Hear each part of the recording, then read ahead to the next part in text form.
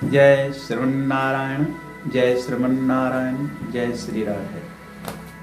विचार सरिता चैनल में आप सभी धर्मानुरागियों का हार्दिक अभिनंदन है। आज का विषय है क्रोध के अतिरेक से हम कैसे बचें।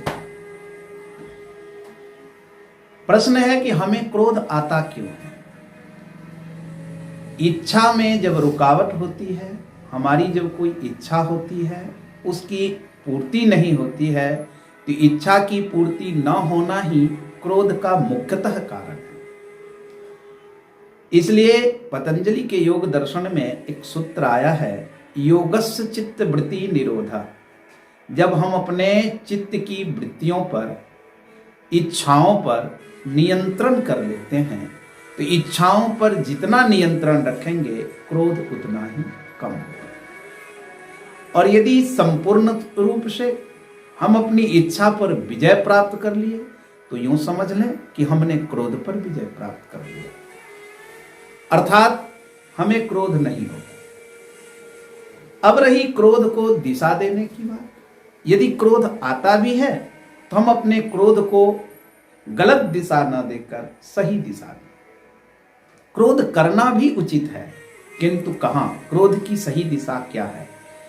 यदि मेरे समक्ष, मेरे सामने कोई अन्याय कर रहा है, कोई निर्बल को सता रहा है, कोई बलहीन प्राणी को दुख दे रहा है, कोई अनुचित कर रहा है, यदि वहां मैं क्रोध करता हूं उस निर्बल प्राणी की रक्षा के लिए, उस निरीह प्राणी की रक्षा के लिए, उस निर्बल व्यक्ति की सुरक्षा के लिए, या किसी को अधिकार दिलाने के लिए, उसका उचित अधिकार प्राप्त हो जाए, इसके लिए यदि मैं क्रोध भी करता हूं तो वह क्रोध की दिशा गलत नहीं, सही है। ऐसे स्थान पर क्रोध न करना भी अनुचित है, और इसके अतिरिक्त सही जगह जहां है वहां क्रोध करना अनुचित है। इसलिए क्रोध करें, किंतु क्रोध को दिशा गलत न देकर क्रोध को सही दिशा दें। जब हम क्रोध को सही दिशा देंगे तो क्रोध से एक दूसरे को लाभ होगा,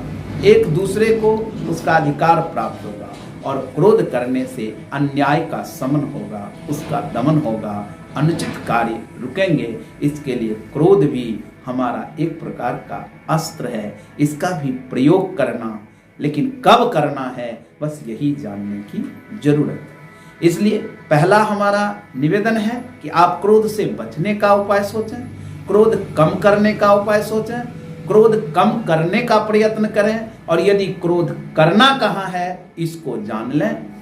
यही मेरा निवेदन है। यदि मेरा ये निवेदन, मेरा यह विचार आपको अच्छा लगे, आपको ये उचित लगे, तो आप मेरे विचार सरिता चैनल के माध्यम से इसी प्रकार से विचारों को लेते रहें, हमारी बातों को श्रवण करें और हमारे चैनल को सब्सक्राइब करें, ताकि हमारे विचार आपके पास तक पहुंचता रहे। श्री राधे, श्री राधे, श्री राधे।